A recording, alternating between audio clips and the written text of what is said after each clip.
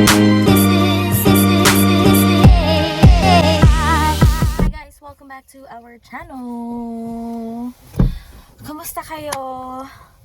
And kumusta ang araw nyo? Kumusta ng mga weather? Kumusta na ang weather sa inyo? We are here right now sa Cascade Falls dito sa saan ba to? Mission? Malapit sa Mission. Siguro Yeah, it's outside of Vancouver. Yeah, siguro na siya, part na siya ng Mission.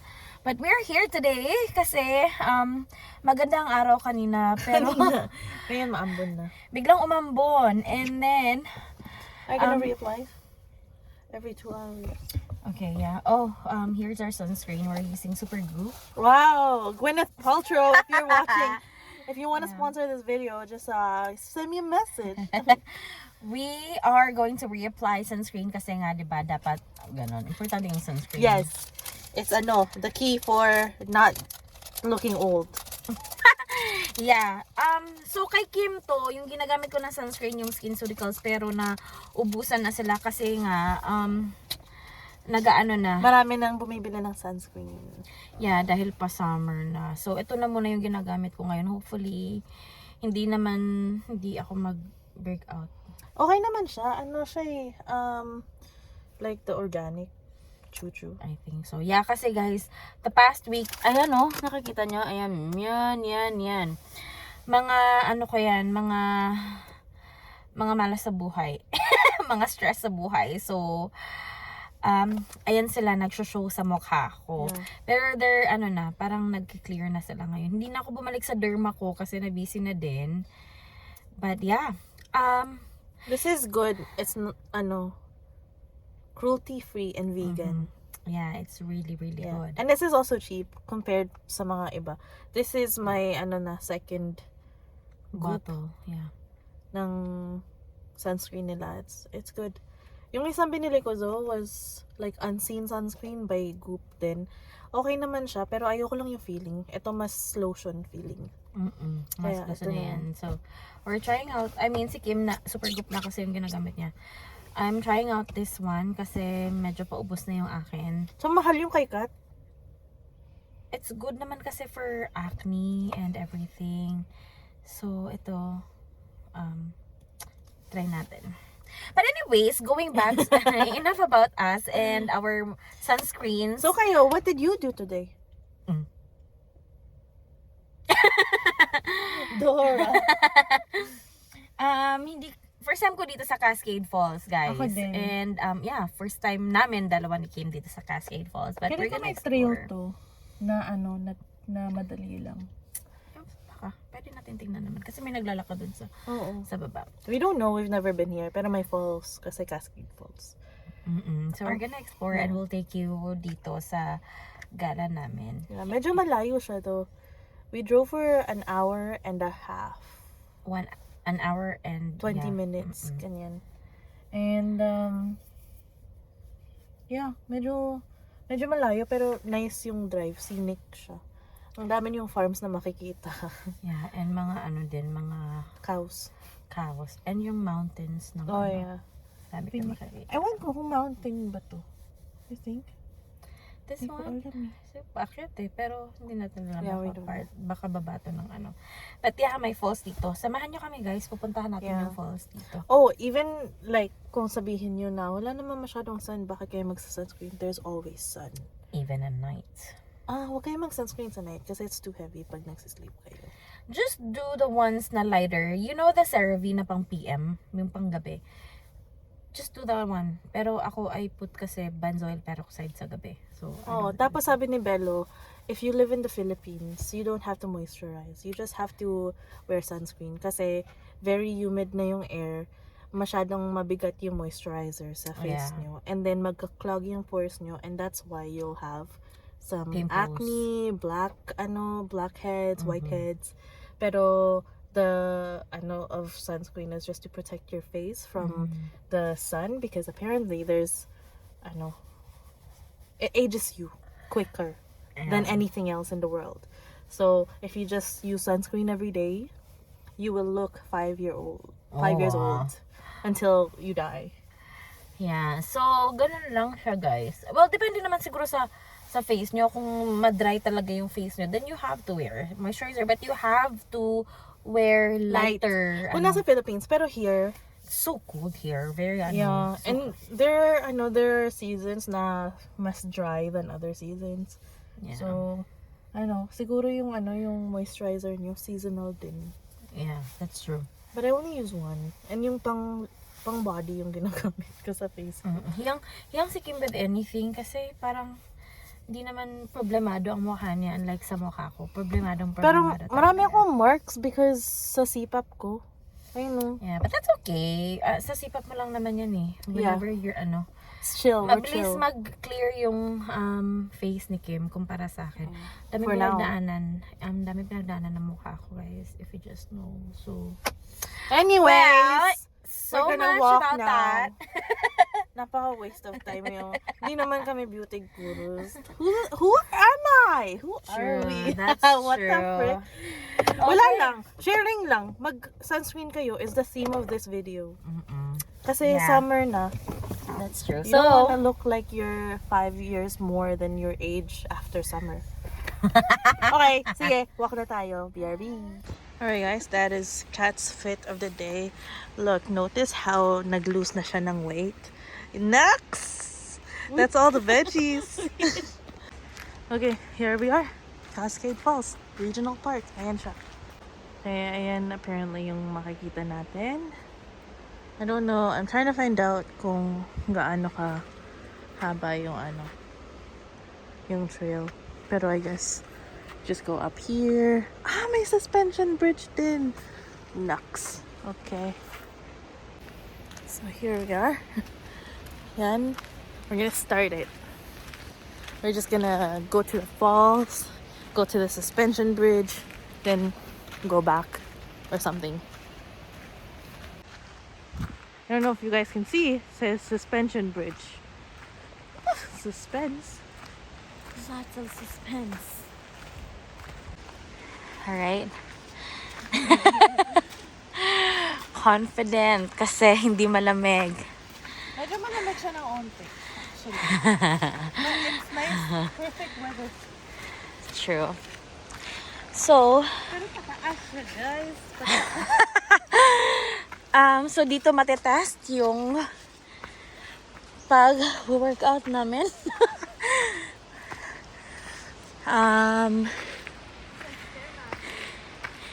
Hinihingal na ako. That's true.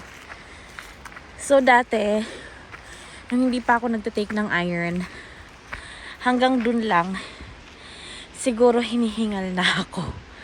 Pero now, guys, ayun, paakyat siya. Medyo kaya naman. Kinakount ko muna yung heart rate ko. Kung slowly but surely, yung pagtitake natin ng iron, medyo may improvement naman. And then, we're also working on our cardio. Kasi sabi ng doctor ko. But, yeah, mahingal siya, guys. Paakyat.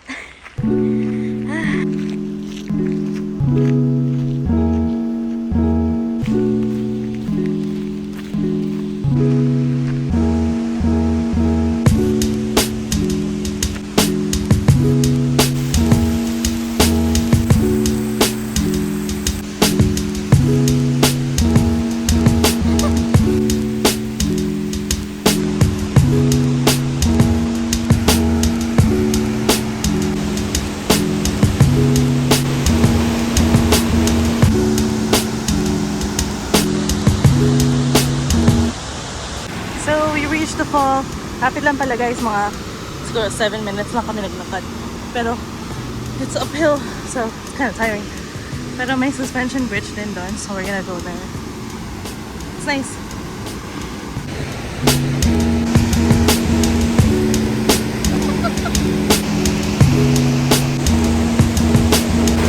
I don't know if you guys can hear me because the waterfalls is so loud, but it's pretty crazy.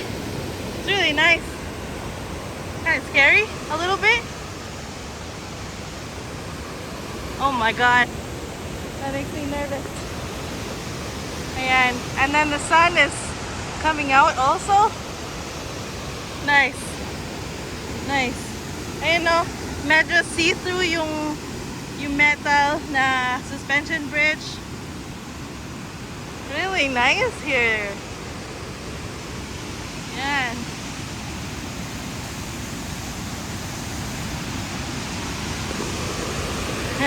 You like it here?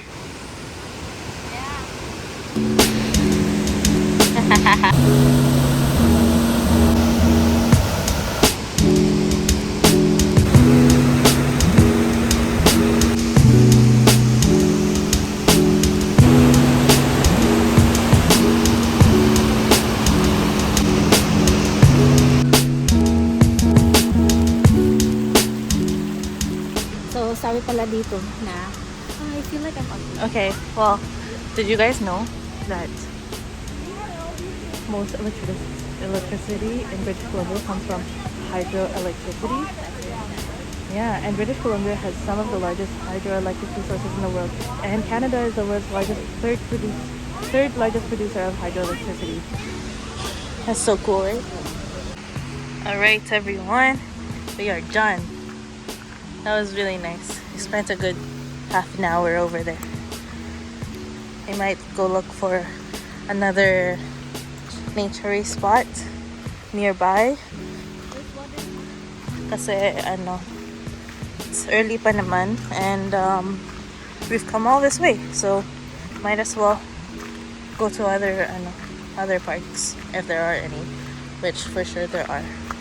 So yeah, balik muna kami sa parking. That was nice. Did you like it? I love it. I love it too. Yeah, it was nice.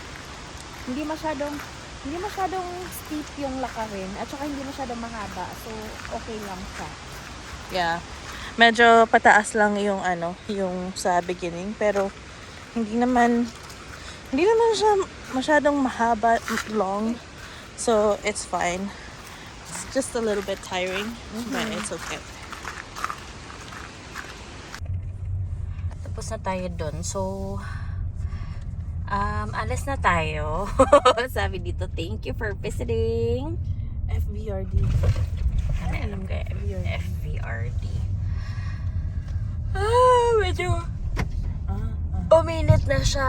Kanina makulimlim and medyo umulan ng onte. But now, may mga nagka-camping pala dito. May mga naka-RV. So, pwede pala dyan. At least now we know. But there are also like houses here. Yeah. Maybe it's like a mobile or like RV houses. RV parks. Pwede, yeah. Ayan na, mga RVs. But yes, umalis na tayo doon kasi hindi naman masyadong mahaba yung trail. Nakita na namin agad yung falls, and then we stay there for siguro mga 30 to 45 minutes. Mga ganun. Yeah, and it's very relaxing lang, parang nakaka-refresh. Kasi it's nature. And ang ganda ng tubig, my God. Ang ganda ng tubig. And now, we're heading to... Saan ba tayo? Not sure yet. We're trying to get to Golden Ears. Pero walang internet kasi. Hindi pa na ni Google Maps yung ni Siri yung route papuntang Golden Ears. That's fine. Yeah. So, yeah, drive muna kami. Yeah, we'll just stay through later. Oh my God! Guys, ang ganda ng mountains. Ayan. So, if you're from, outside BC, pag nagda-drive kayo papuntang Alberta siguro or anywhere outside BC, ito yung makikita nyo. But here in BC, makikita nyo yung mga mountains everywhere. Yan lang talaga yung kinagandahan dito. Very, very mahal nga lang siya, but you have this view. You know? Yeah. Ang ganda dito. Very quiet lang. So, yung forecast pala this week is, mag-aabot ng 30 degrees ng weekend next week. So, mukhang mafe-feel na natin ang summer, no? Pero, Who knows? Baka mag-change pa din yung weather. Look at that! Oh my God! Ang ganda. Sabi ko kay Kim kanina, maganda pag may malaking lote. That's true. Kahit maliit bahay mo, malaki lang lote mo. Okay na ako dun. Oh, wines. May mga wineries pala dito. Yan. Yan, wines din yan. Tama, diba? Or wines. Feels like summer. Alright, andito na tayo sa Vancouver, guys. Nakarating na tayo. We didn't go anywhere else. Nakabalik na tayo dito sa sa sibilisasyon. Sa syudad. Kanina kasi walang signal, so ngayon may signal na. Nasa syudad na kami. And hindi muna tayo uwi ng bahay. Pupunta muna kami ng grocery store kasi bibili kami ng meats. Mabilisan lang naman. Yan. Cherry blossoms namin dito, guys. Patapos na sila. So yan na lang yung mga parang residue ng mga cherry blossoms. Siguro mga 1 week wala, lagas na yan. Pero ngayon nga nahuhulog na yung mga yung mga petals ng cherry blossoms. Cherries na sila, wala ng blossom. Yeah, so see you guys later sa grocery store. We are here. Price Mart. Price Smart. Price Smart. Price Smart? Price Smart. Or Price and then Smart. Ano yan? Pero yung price nila is PRY. Huh? Is it not? No, it's not. Is it price? Price. Price. Okay, yeah, we're Yeah. here. Pero Price Smart, ano siya? Price Smart Foods. Okay, bili tayo na meat kasi inilaga tayo mamaya. Okay, let's go. Guys, tapos nasa bahay na pala kami. And ito yung situation ng lobby namin ngayon. Ang daming fans and may mga nakalagay na mga parang cover ng ng floors. And as you can see, ayan, may mga stains yung nila, yung ceilings. But yes, yun yung pool namin. Sarado yung pool namin sa ngayon kasi may leakage din. I'm not sure. Yeah, so we're going up now. See you. Nasa bahay na tayo, guys. Ayun na yung Yeah, yun na yung... we forgot to vlog dun sa loob, pero we just bought this one.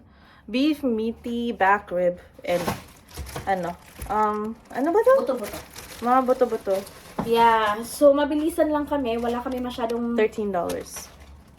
binili because yun lang naman yung pakay namin. May mga recados na kami for the rest of the foods. Yung meats lang talaga yung wala kami. This is gonna be our ulam for like 2 days.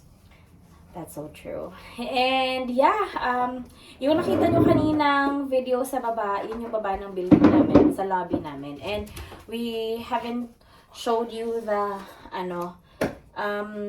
the rest yung sa parking levels because wala naman kami access sa mga lockers na yun. Pero yes, affected din sila.